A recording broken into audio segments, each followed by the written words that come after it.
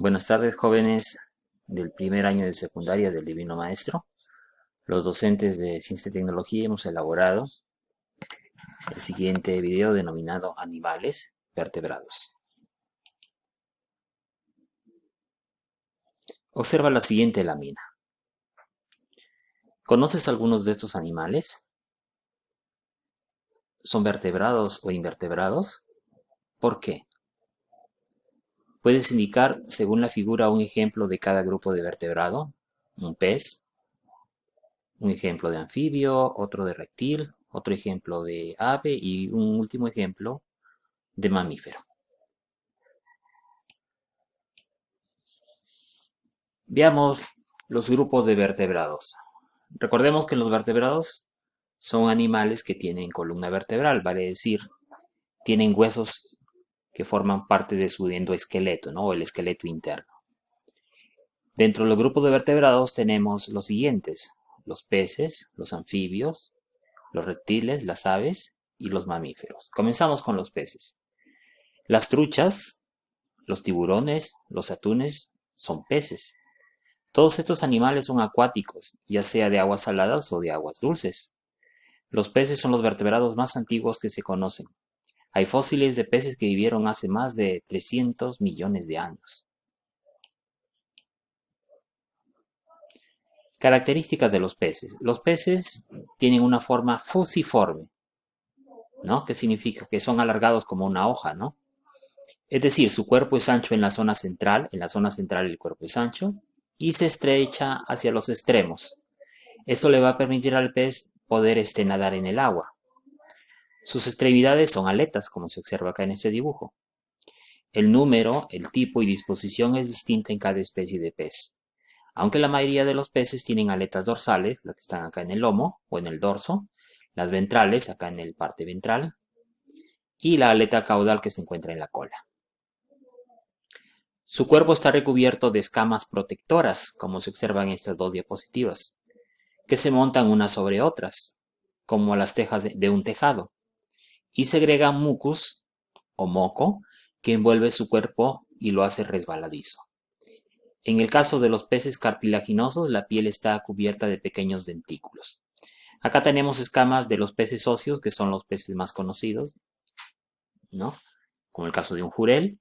Y acá tenemos las escamas dérmicas que se encuentran a manera de dentículos, que se encuentran en los denominados peces cartilaginosos, como en el caso del tiburón, el toyo, las rayas. Otra característica de los peces: presentan una línea lateral, la que se observa acá, miren, según este dibujo, ¿ya? Esta línea lateral es un órgano sensorial que detecta las vibraciones del medio.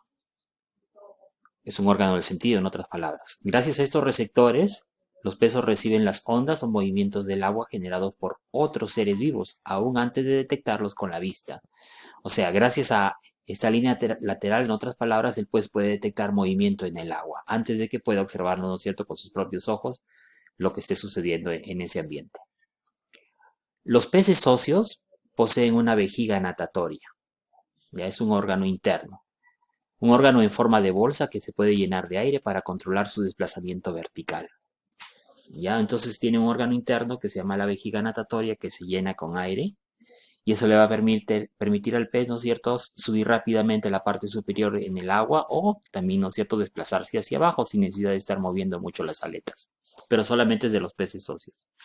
Los peces no pueden regular su temperatura, por eso se dice que son animales poiquilotermos, o también conocidos como animales de sangre fría.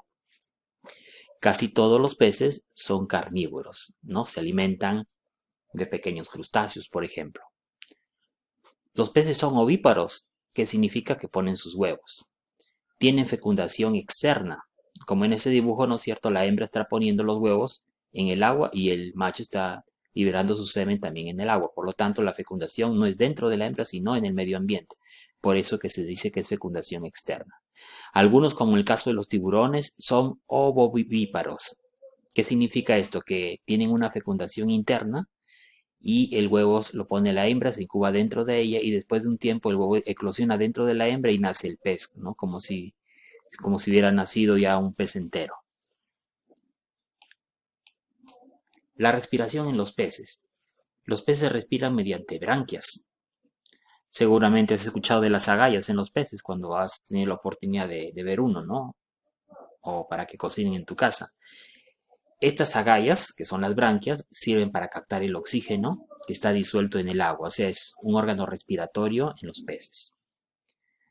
Las branquias son estructuras laminares, como se observa acá, son varias láminas, seguramente has visto las agallas, situadas detrás de la boca, acá está la boca del pez y detrás se encuentran esas agallas o branquias, y protegidas por el opérculo, una estructura ósea del pez que se encuentra en su piel.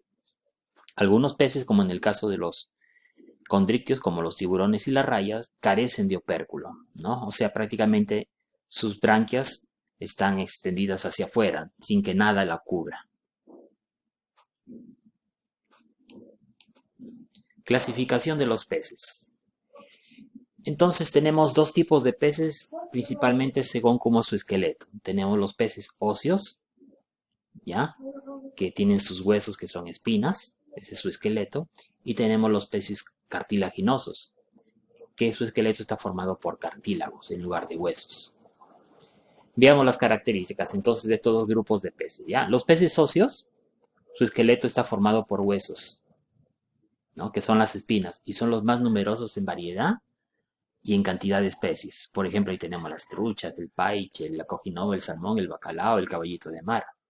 Y en el caso de los peces cartilaginosos, ya hemos dicho que tienen cartílagos en lugar de huesos. Ahí está el tiburón, el toyo, la raya. Los peces óseos en su piel tienen escamas y los peces cartilaginosos tienen escamas en formas de dientes diminutos, que son ásperos al tacto. Si tocáramos la piel, por ejemplo, de un toyo, lo sentimos como si fuera una lija. Los peces óseos, sus branquias están cubiertas por el opérculo, ¿no? Y en el caso de los peces cartilaginosos, carecen de opérculos, como en el caso de un tiburón, ¿no? Pero presentan las denominadas hendiduras branquiales. La boca de los peces óseos está en el extremo anterior del cuerpo, como se observa acá, ¿no? En el extremo anterior. A diferencia de los peces cartilaginosos, que su boca está en posición ventral, o sea, no termina en el extremo anterior, sino antes. En el caso de los peces óseos, la mayoría tienen una aleta caudal dividida en dos lóbulos iguales. Esta es su aleta caudal y la mayoría de ellos sus dos lóbulos son iguales. En el caso de los peces cartilaginosos, la aleta caudal está dividida por dos lóbulos desiguales, como en el caso de este tiburón, ¿lo ven? Su aleta caudal una es más grande que la otra de sus lóbulos.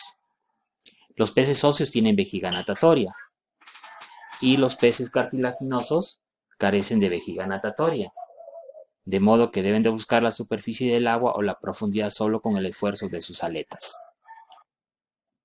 Entonces, gracias a esta vejiga natatoria, los peces óseos es más fácil que puedan nadar sin necesidad de estar moviendo mucho las aletas, a diferencia de los peces cartilaginosos, como no tienen vejiga natatoria, tienen que estar constantemente en movimiento sus aletas.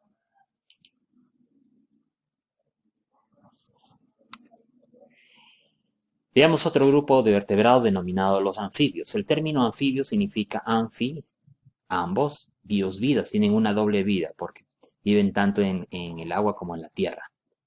Las ranas, los sapos y las salamandras son ejemplos de anfibios. Todos los anfibios son terrestres, aunque pasan las primeras etapas de su vida en el agua, y cuando son adultos viven en zonas húmedas. Características de los anfibios. Los anfibios tienen 4 extremidades en forma de patas, ¿no? Como se observa acá en esta salamandra. En las ranas, las extremidades posteriores están muy desarrolladas, lo cual les permite dar grandes saltos, ¿no? Las ranas se caracterizan justamente por saltar muy alto. Tienen una piel húmeda, es muy fina y no tiene recubrimiento alguno, o sea, no hay escamas acá.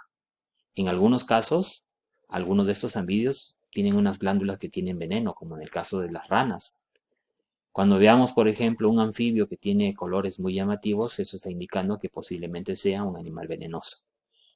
Las ranas y los sapos no tienen cola cuando son adultos, por eso el término de anuros, ¿ya? Entonces, hay un grupo de anfibios que se llaman los anuros, que se caracterizan porque los adultos no tienen cola, como en el caso de las ranas y los sapos. En el caso de las salamandras y los tritones, ¿no? Como se observa acá en este dibujo, como tienen cola, entonces se denominan urodelos. Los anfibios, al igual que los peces, son poiquilotermos, que significa que son de sangre fría, o sea, dependen de la temperatura del ambiente para poder vivir, y en sitios fríos no se los puede encontrar.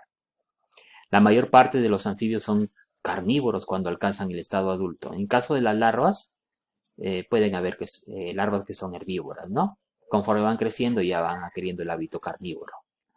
La mayoría de los anfibios son ovíparos, o sea, ponen sus huevos. En algunos, como las salamandras, son ovovivíparos. Ponen sus huevos y dentro de la hembra el huevo se va desarrollando para dar origen, ¿no es cierto?, al anfibio. La fecundación en los anfibios es externa, en los anuros. En aquellos anfibios, ¿no es cierto?, de fecundación externa solamente están en los anuros. ¿Qué significa esto? Por ejemplo, el sapo se pone encima de una hembra, ¿no es cierto?, del sapo y la hembra pone sus huevos al exterior y el macho los fecunda al exterior. Como hay otros que tienen fecundación interna, como en el caso de la salamandra, que es un tipo de urodelo, donde el macho libera el esperma dentro de la hembra. A eso se llama fecundación interna. Sus huevos no tienen cáscara de los anfibios, de modo que deben ponerlos en el agua para evitar su desecación. Por eso es la necesidad de que vivan en ambientes acuáticos o que haya bastante humedad. Son los únicos vertebrados que sufren metamorfosis. ¿Ya? Entonces, el único grupo de vertebrados que tiene metamorfosis son los anfibios. La metamorfosis es un conjunto de transformaciones que se producen desde que sale el huevo, del huevito, hasta que nacen los adultos, hasta que se hacen los adultos. La respiración en los anfibios. Las larvas de los anfibios o los renacuajos son acuáticas y respiran a través de las branquias, ¿no? Igual que los peces. Los anfibios en un estado adulto pueden realizar el intercambio gaseoso a través de los pulmones o también a través de la piel, por lo que esta debe estar permanente húmeda. De ahí que vivan en ambientes húmedos, ¿no? El uso de una u otra estructura depende del tipo de anfibio y en algunos casos se complementan, es decir, si la respiración es principalmente a través de los pulmones, en situaciones extremas también pueden utilizar la respiración a través de la piel. Clasificación de los anfibios. Entonces, hay dos grupos de anfibios, básicamente si tienen o no tienen cola en el estado adulto, ¿no? Tenemos los anuros, como en el caso de las ranas y los sapos, que se adaptan más a ambientes terrestres. Tienen las patas posteriores más largas, ¿sí? O sea, las patitas de atrás son más largas y les sirven para saltar. Y emiten sonido, ¿no?, que nosotros le denominamos el croar, con lo que marcan su territorio y atraen a las hembras de su especie. En el caso de los urodelos, como la salamandra, los tritones, tienen cola estos animalitos y tienen rebordes como aletas en la cola que les permiten nadar. De ahí que pasen gran parte de su vida en el agua. Respiran por branquias, en el caso de los tritones, y en el caso de las salamandras son más de vida terrestre y respiran por pulmones. Los reptiles. La serpiente, los cocodrilos, las lagartijas, las tortugas son ejemplos de reptiles. Los reptiles son animales terrestres, aunque algunas tortugas pueden ser marinas, ¿no?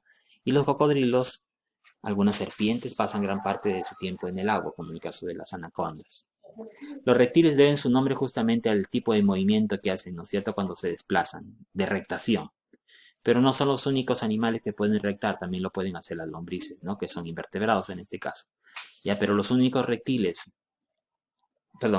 vertebrados que rectan son los reptiles. El cuerpo se apoya en el suelo y se contrae para vencer el rozamiento, ¿no?, como sucede en el movimiento de una serpiente. Seguramente lo han visto, ¿no es cierto?, un movimiento en zigzag arrastrándose en el suelo. Así más o menos el movimiento de los reptiles. Características de los reptiles. Tienen 4 extremidades en forma de patas que salen del tronco lateralmente, como se ve en esta iguana, por lo que se arrastran al andar, rectan, ¿no? Las serpientes, sin embargo, no tienen extremidades. Su cuerpo está cubierto de escamas duras y unidas entre sí, que los protege justamente de la desecación. Por esto los reptiles ya son animales ya terrestres, básicamente. Los lagartos y las serpientes, al crecer, mudan de piel y se desprenden del anterior, ¿no? Seguramente habrán visto la piel de algún tipo de serpiente cuando va mudando. Las tortugas tienen además una caparazón.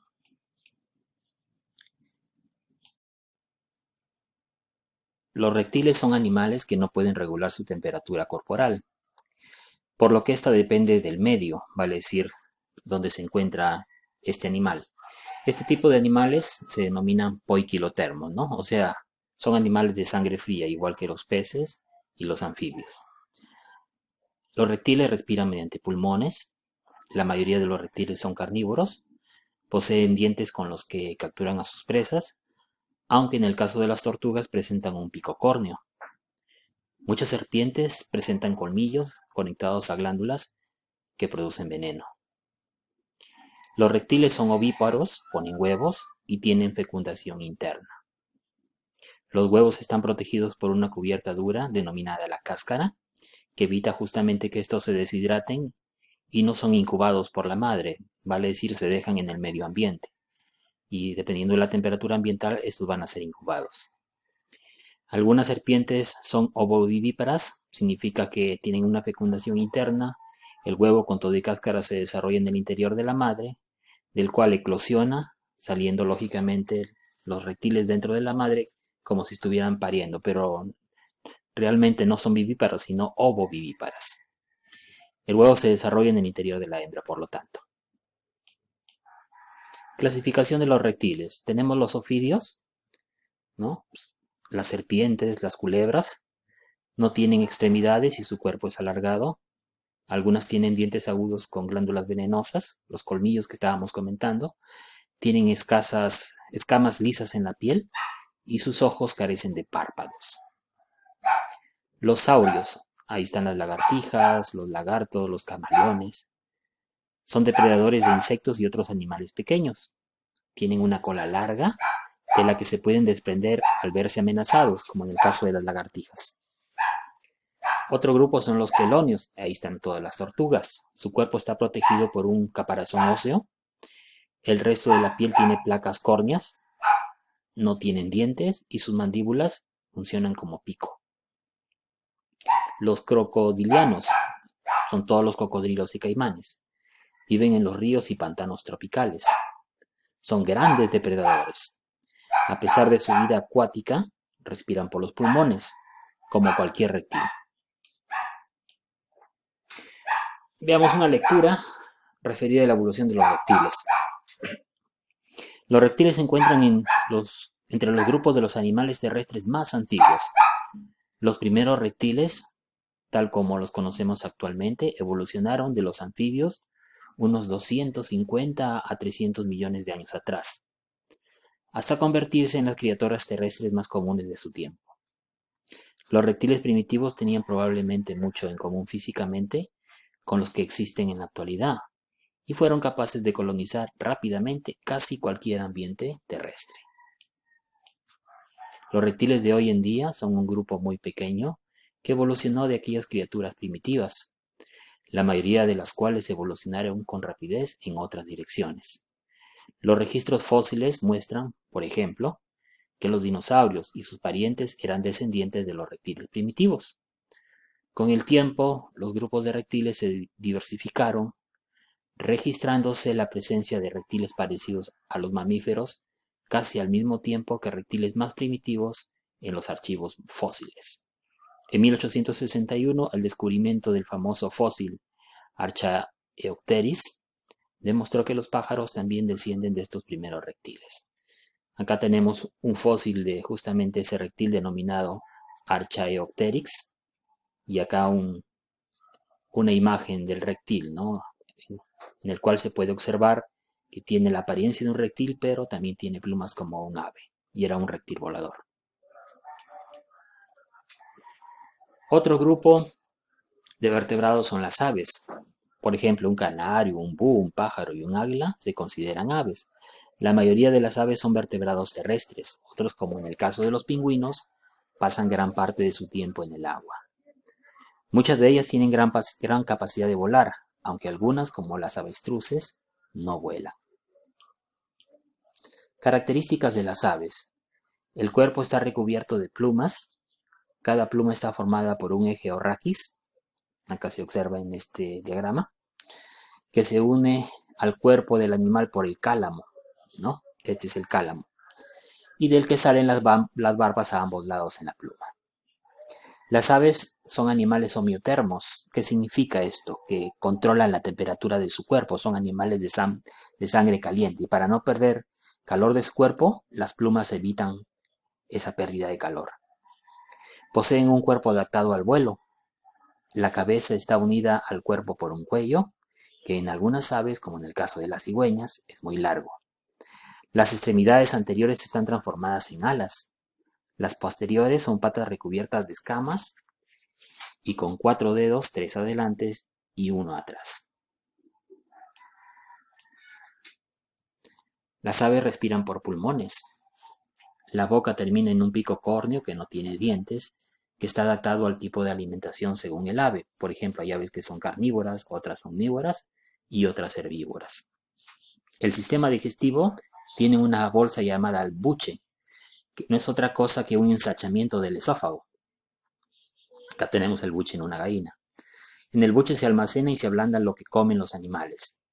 Las aves tienen 2 estómagos, un estómago glandular para la digestión, muy parecido al de nosotros, y otro estómago muscular que es la molleja, donde van a triturar los alimentos. Recuerden que las aves no tienen dientes.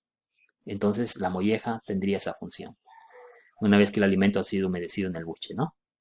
Los sistemas digestivos, excretor y reproductor de las aves terminan en una abertura que se denomina la cloaca. Vale decir, por ahí las aves defecan, botan, ¿no es cierto?, sus sustancias sólidas y líquidas como desechos, y también por ahí pueden poner sus huevos.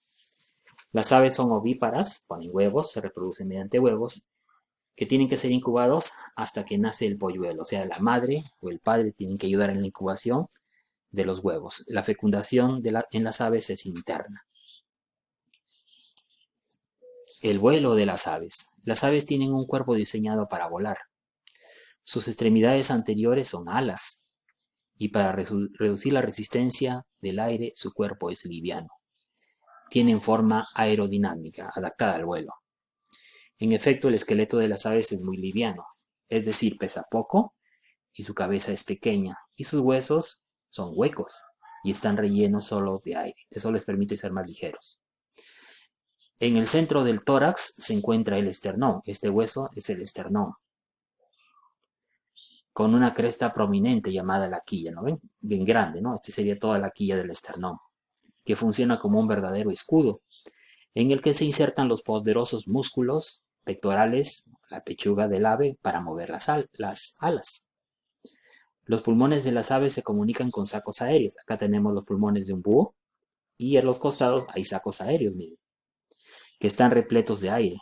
Estos sacos aéreos aligeran el peso del cuerpo durante el vuelo y constituyen una reserva de aire para los momentos de mayor actividad que tiene el ave, especialmente cuando está volando. Clasificación de las aves. Primer grupo, los pájaros. El cardenal, el colibrí, el jilguero, los gorriones, ¿ya? Son considerados pájaros. ¿Qué son los pájaros? Aves voladoras pequeñas, tienen patas cortas y un pico recto, y son las aves más abundantes. Seguramente has visto un pajarito, ¿no es cierto? En las mañanas, esos de ahí son gorriones, que es un tipo de pájaro. Las palomas, la tortola, la torcaza, la cuculí, son palomas, ¿no? Las palomas se caracterizan porque son aves dóciles, muy hábiles en el vuelo y con extraordinario sentido de la orientación. Aves palmípedas, tenemos al pingüino, el pato, el ganso.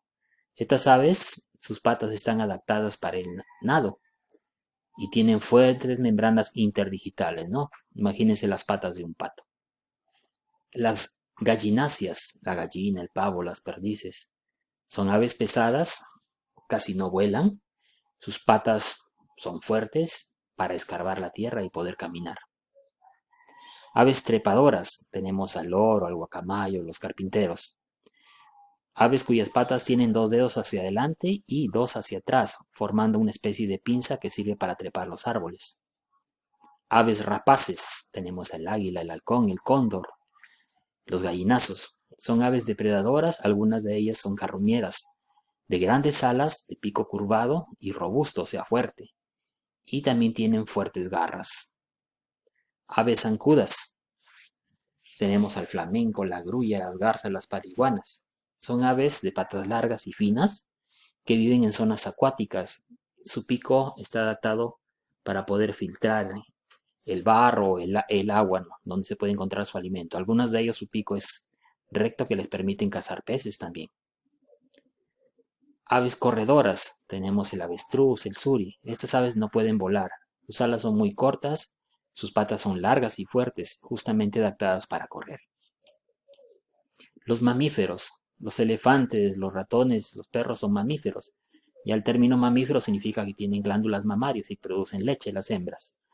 La mayoría son terrestres, aunque existen marinos, como el caso de los delfines, e incluso hay un tipo de mamífero que puede volar, como los murciélagos. Características de los mamíferos. Su cabeza está unida al tronco por el cuello y la columna vertebral se prolonga en la cola. Casi todos presentan orejas. Tienen 4 extremidades adaptadas al tipo de locomoción. En el caso de los terrestres,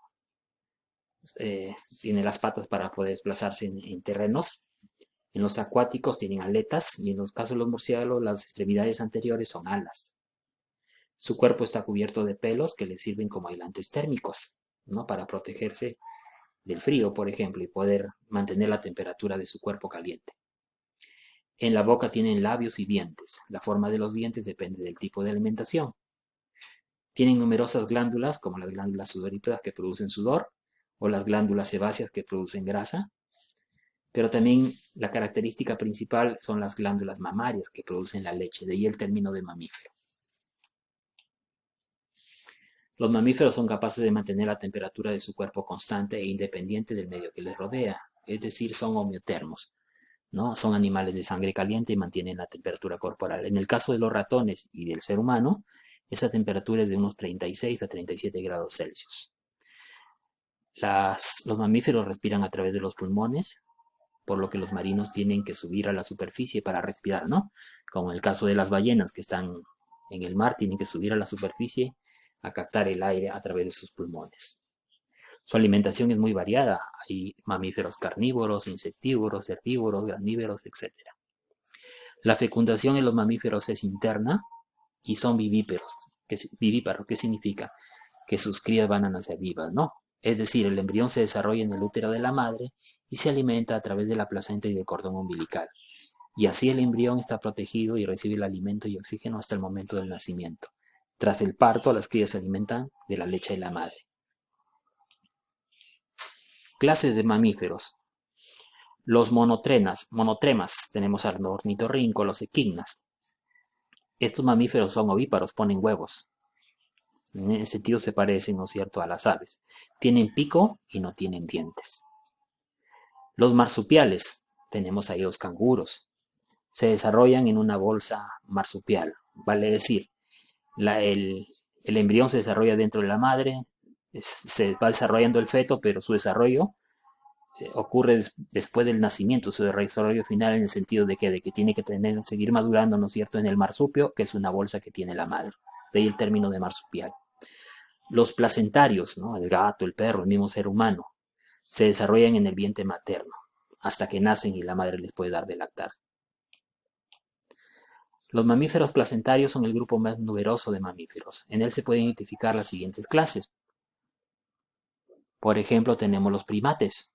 El mono, el gorila, son hábiles trepadores, tienen manos y pies con el dedo pulgar oponible y sus ojos están en posición frontal. Los carnívoros, el perro, el león, el oso, la nutria. En su dentadura tienen grandes colmillos y en sus patas fuertes garras. Los roedores, el ronzoco, la ardilla, la rata, el añuje, suelen ser pequeños y tienen los dientes adaptados para roer, de ahí su nombre de roedor. Los proboscideos, tenemos al elefante, tienen una trompa y son herbívoros. Los quirópteros, tenemos a los murciélagos, a los vampiros. Pueden volar debido a que tienen una amplia membrana que funciona como ala en cada extremidad delantera. Los cetáceos, está la ballena, el delfín. Son mamíferos totalmente acuáticos, sus extremidades posteriores se unen en una aleta. Los ungulados, como la vicuña, la vaca, el camello, la cebra, los caballos, son herbívoros y tienen pezuñas, su dentadura está adaptada para pastar. Los mamíferos insectívoros, como su nombre los dice, se alimentan de insectos, ¿no? Ahí tenemos al topo, los erizos, las arañas, los osos hormigueros. Ya no solamente pueden comer insectos, sino también lombrices y arañas. Tienen un hocico largo y puntiagudo. Actividad. Realizamos un cuadro comparativo de los vertebrados. Tenemos acá los 5 grupos de vertebrados. ¿Qué significa su nombre? El hábitat, vale decir los lugares donde podemos encontrar de manera general al tipo de vertebrado. La característica que tienen en su cuerpo. Su alimento de manera general. Y un ejemplo de ese vertebrado que hayas visto en tu localidad. Luego hacemos el ticket de salida con las preguntas correspondientes, que es lo más importante que aprendiste en la clase de hoy.